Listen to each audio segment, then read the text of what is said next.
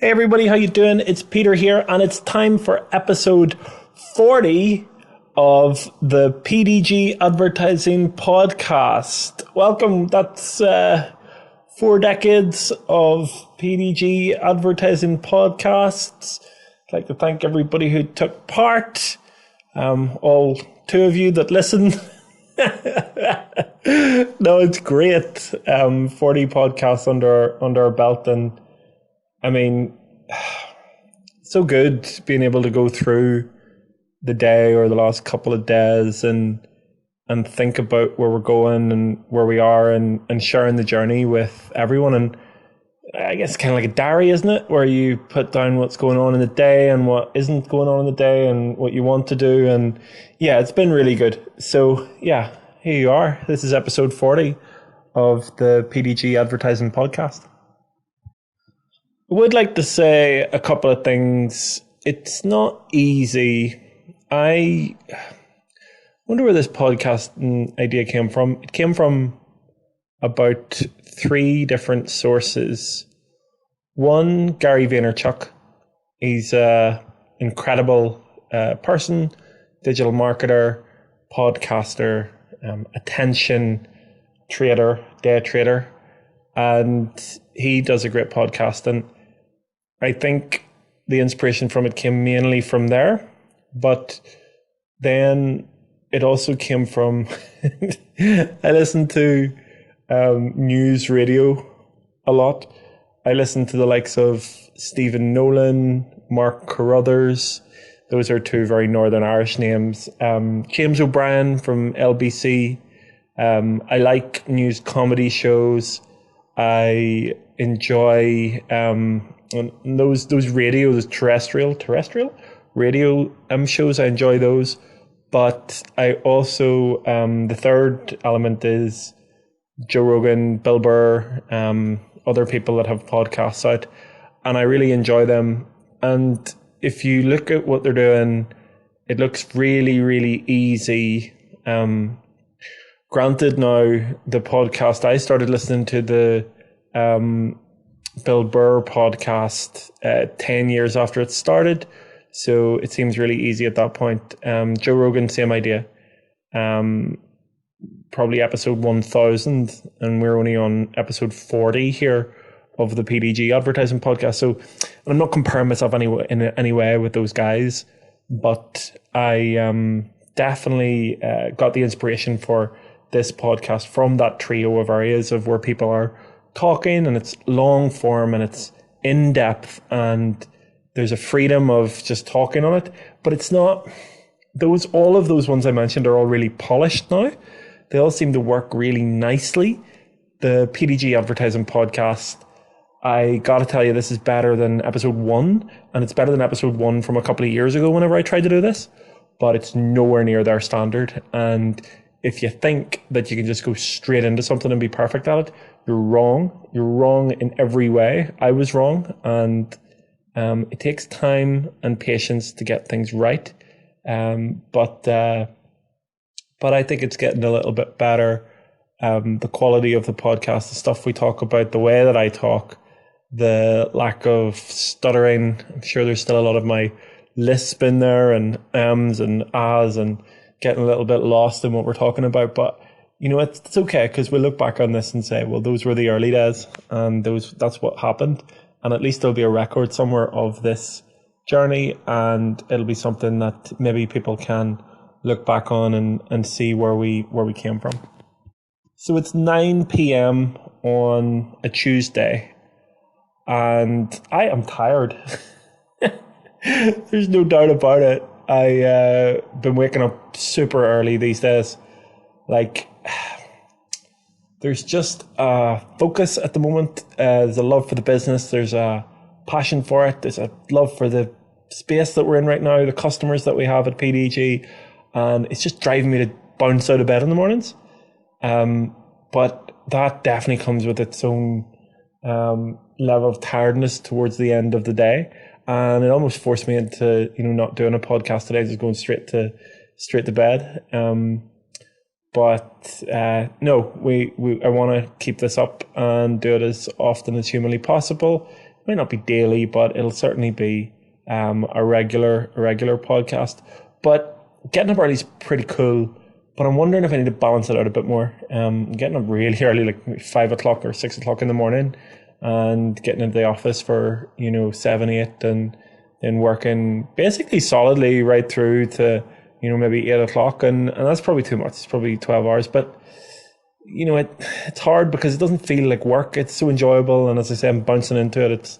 It feels good, but I guess you can burn yourself out. So I'm trying to find ways to balance things out and relax a little bit. But we'll see how that goes. You have to put the work in if you're the owner. You have to put the work in if you're the one that's driving things, and you have to show a good example. You also have to work smart. So there'll not be any business if I'm completely burnt out. And although I don't feel burnt out, I definitely feel tired at the moment. So that's something that I need to focus on and see if we can balance out our schedules a little bit better. We've got a very exciting day tomorrow. We've got 2 interviews scheduled for the next team member of PDG Advertising. This will be an accounts manager role. And what that means is this person will work on going over all of the customers that we have every single day and making sure that they're happy, making sure the things that we say we'll do, that we actually do, making sure that we're planning out ahead projects, making sure that we are playing by the customer's rules and making sure they meet their goal.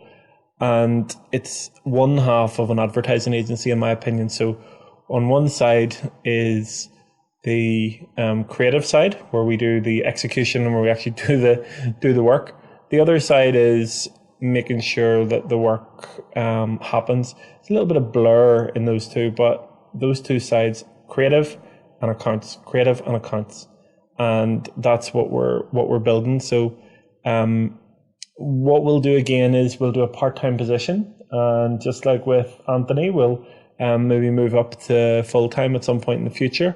But right now we're just thinking about a part-time position just for now, just to see how that goes. So we've got some excellent candidates, and we'll see how they perform tomorrow.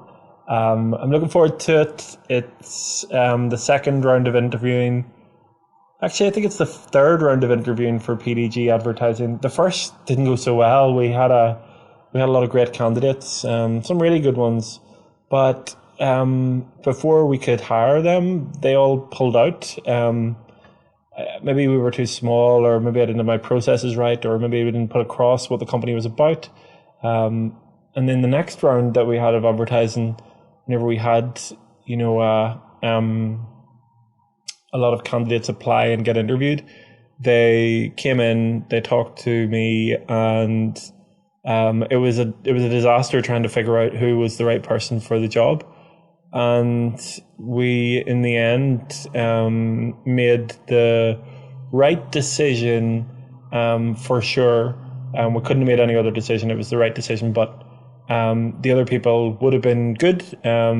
Just the person that we picked was definitely the right person for the job, and that was good, because many other times I've picked the wrong person for the job, made mistakes like that, and we could have done it again, but it didn't happen like that. So that was good.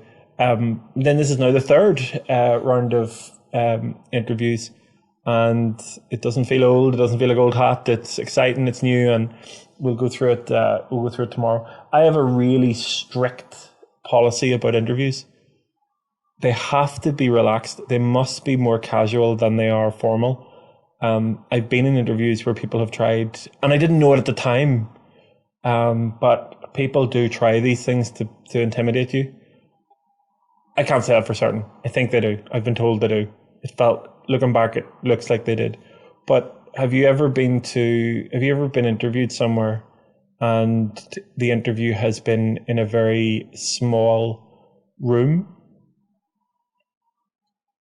If you can remember back to some time that you've been interviewed. I have, in a couple of very small rooms, and it's really not enjoyable. Like, why on earth? And some of these companies were big companies. Needless to say, I didn't get the job, but I don't think I'm glad some of the interviews that I've gone for in the past. I'm really glad I didn't get them because of things like that. People putting you in very small interviews, people making you wait for. I've had to wait for about half an hour before sitting outside. The complete lack of respect of someone who has come into your business and you're introducing them to the business. They've done well enough to get in to see you, and you leave them waiting for half an hour. That was one of the worst. There have been other interviews where they've been in really informal settings. Like, I know I said that these interviews that I do need to be informal, but I don't mean informal as in a pub. Whenever the businesses were digital marketing, I think that's really irresponsible. I'm really thankful for some of those experiences of people that I could have ended up working for, and I'm so glad that I didn't. Any job that I did get, the interview was always pretty good. It was always, maybe it just feels good because I'm looking back on it, but I don't know. I don't think you should tolerate some things from potential employers, like putting you in a small room for interview, being really, really formal, being really rude, being aggressive, being harsh. It's not right, and it doesn't work. And if you're in an interview like that, you should probably tell the person where to go. Don't tell anybody where to go. That would be the wrong thing. But in your mind, because I guess whenever you're in an interview scenario, you're all hopped up with you want the job. So you'll say anything or do anything to get the job. It's better not to do that. It's actually better, I think, to take that step back and say, is this an environment that I want to work in? Are these people that I would want to work with? If this is how they represent themselves on a first impression with a company, then how on earth are they going to, how on earth they're, whenever things go bad, how's it going to be? It's going to be terrible. So I think that some of those opportunities that I missed maybe were opportunities that I actually got instead. It's nice now to look back. It didn't feel very good at the time when you're being rejected or maybe not even hearing back from people about jobs that you've gone for. The reason why I'm saying all this is because while my interviews are extremely professional, I do everything that I can to make sure that the person has a glass of water. I'll make sure that if they look like they're struggling or upset, we'll crack a joke or, try to make them feel a little bit less intimidated, because it is, you go in somewhere to be judged. And while in any job you have to stand up to a certain amount of pressure, I'm not going to add that artificially. Life's too short, and I don't want to work with someone who I don't want to work with anybody else that would do it to me. I don't want to be put under pressure, and I want to be a bit kinder in this industry. That's very important with PDG Advertising, that we're not the cutthroat, horrible agencies where everybody's stabbing each other in the back.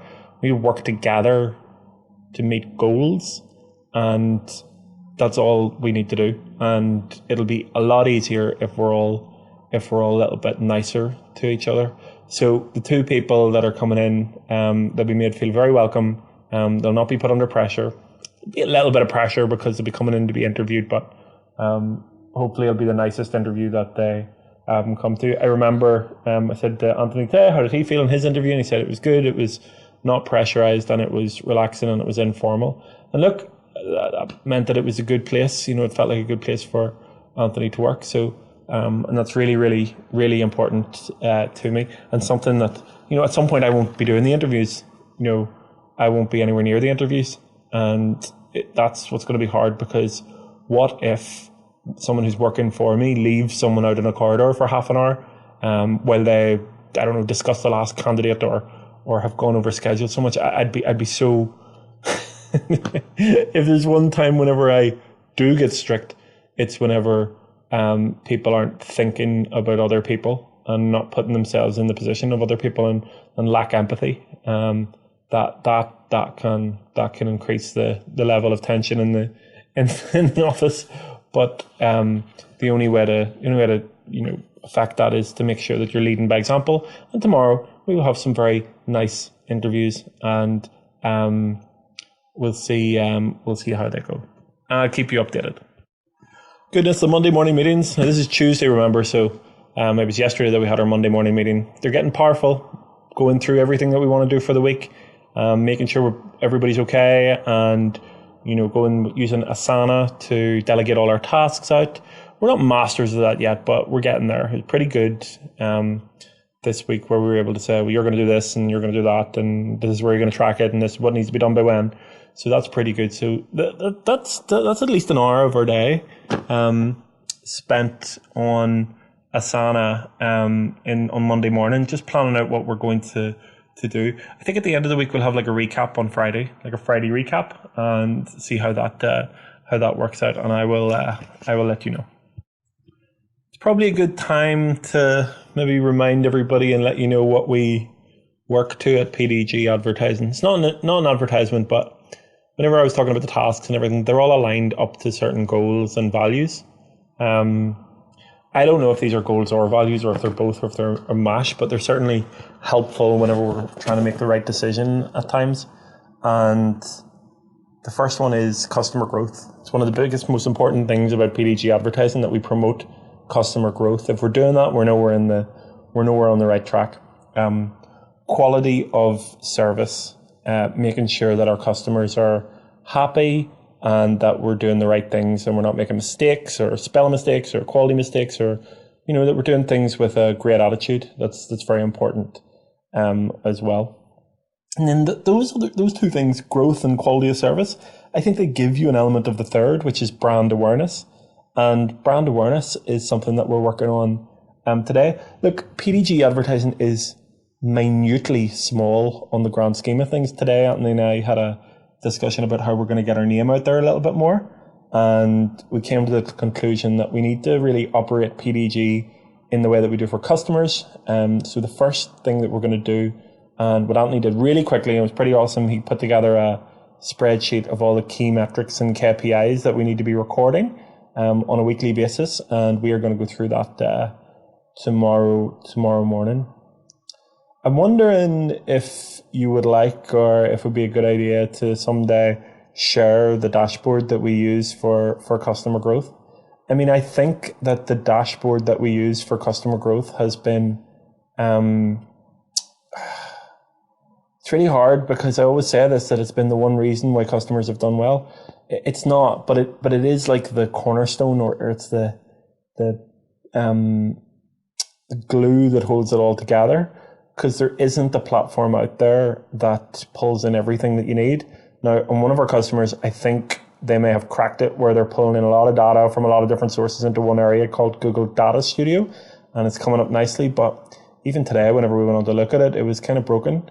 Spreadsheets don't break. Well, sure they do, I suppose. You could lose data, but it's rare. We've never done it in 4 years with, untold amount of spreadsheets and things like that. So, I mean, maybe we'll share that in the future, but what we're going to do is we're going to use that spreadsheet for PDG Advertising as well. And let's see where we can get to. Our web hits are really small at the moment. We're going to do a full revamp of the website. We're going to work on SEO. We're going to work on Google adverts. We're going to work on Facebook adverts. We're going to work on our email marketing, and we're going to grow from there. We're also going to track where we are in position to other people on Google. It's really interesting. I talked about Sun Tzu, the Art of War, a while ago, and about strategy in that. And I don't think you're supposed to tell people exactly what you're going to do, but I'm okay with that, because I know that 99.9% of people aren't going to, do what we're about to do, and we will be that 0.1% that will, move forward swiftly to do the things that we need to do. So I'm okay about that. And even if this podcast, even if it helped one person get to where they wanted to go, that would be pretty awesome for me. Sharing our journey to allow other people to make their journey, it doesn't get any better than that. So I really look forward to seeing how that works out. But it will all be underpinned by brand awareness, customer growth, and quality of service under the PDG Advertising banner. So I know this has been quite a long podcast already, but I wanted to not end, because it could take some time, but I wanted to talk about stage 3 of the customer journey and what we do for customers. You hear rattling of my sheets there. We've got some notes in front of me, and we'll do a quick recap first of all of the first two stages. So stage one is attracting people who don't know who you are. And we talked about that in the PDG Advertising Podcast, episode 38. And what that involves is how you get in front of people online on Google and Facebook to people who you don't actually know, and how you can attract them to come to your website or click on an advert. And then we talked about stage two on episode 39 of the PDG Advertising Podcast. And it was cool to go through that. It's about whenever someone clicks on your website, how you then follow them back across the internet, how you get in front of them again to entice them to come back to your website and take an action that brings them deeper to your brand and deeper to your business. And that's what we're going to talk about today. So in stage three of the customer journey, what we're doing is we're advertising to people who have given us their email address or have connected with us on social. And it's like the easiest one. The hardest part is finding who your friends are. The second hardest part is getting them to take some action. And the first two stages are the most expensive. This stage here, which I consider as basically just emailing people, is where you've captured people's email addresses. Let's say you sell TVs and you know that you've got people that are interested in buying a new TV in your database. What do? You email them. It's as simple as that. That's what stage three is. It's just getting in front of them with emails. And the way that we do it is we repeatedly send emails. We send weekly newsletter emails. They're the most simple types of newsletters. They're not complicated. They're just about 4 stories from across the week. And everything's connected. Like, we've come across customers that have said, how on earth am I going to create like even one story from across the week? We don't do any right now. It's time to start doing that. Stage 3 of the customer journey works in tandem with each other. So there are 2 sides. One is the content that you're creating, and 2 is the ability to get it in front of your audience repeatedly. And the channel to do that on is email. So here's a simple step. Day 1, create a blog post on your website. Put it on your website. Just use it could be 500 words. You could write 500 words. You could pop that out in about, I reckon you could pop it out in about an hour, if not even less than that. I've seen 500 words written in 15 minutes of someone who's focused on it. It's a great blog article if you want to look it up. It's on Social Media Examiner or something like that. That is called How to Write a Great Blog Post in 15 Minutes, and you can do it.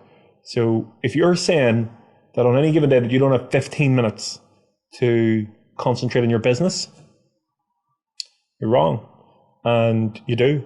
And I'm going to take that advice as well, because we're not conquering it at PDG Advertising, but we know that that's where we need to get to, and we know that that's where we are going to get to. So step 1 is create a piece of content. It doesn't have to be a blog post. It doesn't have to be that. It could be a little post on social media, a curated post. Find a bit of information from across the internet and share it that's relevant with your customers. Share it on social media, put it on your website. That's about the only thing that you need to do. So that's one piece of content. So on that day, you've got one piece of content. It's taking you 15 minutes to do it. Do another piece the next day, another piece the next day, another piece the next day. If you're really passionate about what you do and you know what you like to do, if you're a driving instructor and you're driving, you'll be able to talk about driving all day long. So you could create a little piece of audio like this, or you could do anything that just told people about what you do. And then what you do, whenever you have a couple of pieces of content, on Thursday, say, of the week, you create an email in MailChimp and you send it out to your audience that you've been building up through stage 1 and stage 2. And whenever you do that consistently, so you send an email out every week, people start to remember you. You start to get in front of people again and again and again and again and again. And one of my customers said it really well. Said, look, that email might not work now, But I know that later down the line, whenever something relevant comes up to them, they will know to reach for the email, look it up and find it, and then purchase with us. If you're listening, which I know you do, I think hope you appreciate being mentioned on the PDG Advertising Podcast customer journey. This is a very important part of what we do. But why are we doing it? Why are we sending out? Just for that reason. We're sending out another email to people every week, a newsletter email in stage 3 to get them to purchase, to move them from stage 3 to stage 4. And we'll talk about that in the next PDG Advertising Podcast. So to recap, stage 1, getting in front of people you don't know and putting adverts in front of them. Stage 2, getting in front of people you have got in front of before repeatedly in order for them to give you your email address.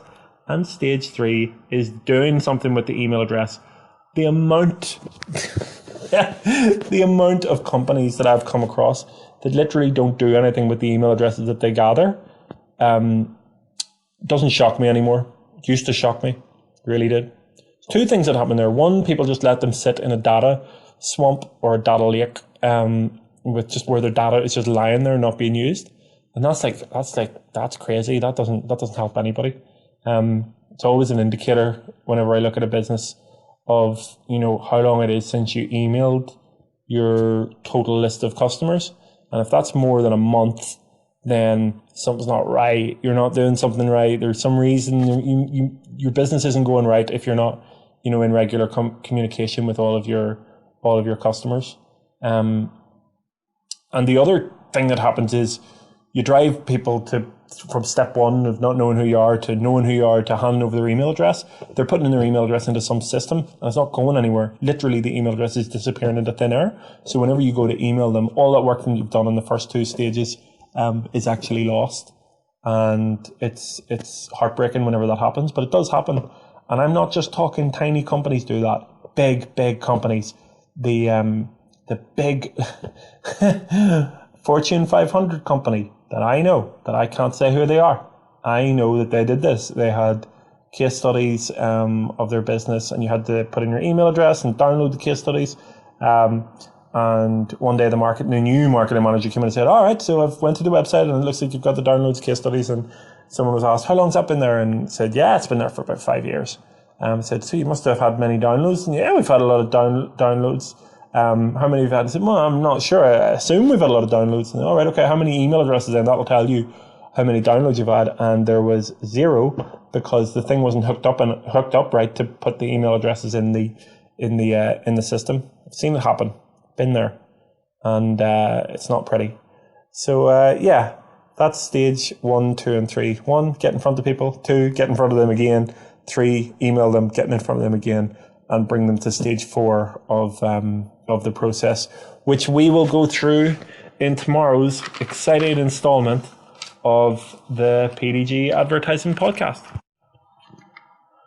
Something I wanted to just share with you before I go and collapse, is there's a website that I have nothing to do with, no affiliation with, but it's beautiful. It's a site that I refer to for clients a lot, and I say, look, this is an example of a site that does things well. It's www.deathwishcoffee.com. Shopify run site, I believe, not 100% sure. If you look at it and you're in e-commerce, you get some great ideas of how it just should work. I'm pretty sure you can check out right there on the homepage. Again, I've no affiliation with it, nothing to do with me.